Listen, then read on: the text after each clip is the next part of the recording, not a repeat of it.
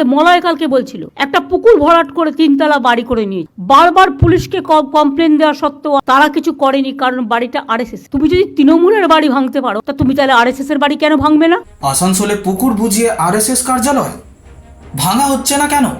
বৈঠকে প্রশ্ন, ক্ষুব্ধ মুখ্যমন্ত্রী। হকার উচ্ছেদ, বেআইনিভাবে জমি দখল, পুকুর ভরাট করে অবৈধ নির্মাণ, রাজ্য জুড়ে এ ধরনের কার্যকলাপের মৌরসি পাট্টা ভাঙতে তৎপর প্রশাসন। দফায় দফায় নবান্নে বৈঠক ডেকে নেতা, মন্ত্রী, পুরসভার কাউন্সিলরদের কড়া বার্তা দিচ্ছেন মুখ্যমন্ত্রী মমতা বন্দ্যোপাধ্যায়। বৃহস্পতিবার নবান্নে ফের হকারদের বৈঠকে ডেকে মুখ্যমন্ত্রী এ বিষয়ে নতুন বেশ কিছু সমাধান সূত্র দিয়েছেন। তারই মাঝে অবৈধ নির্মাণ নিয়ে আরএসএসকে নিশানা করলেন তিনি। Bureau report, express news.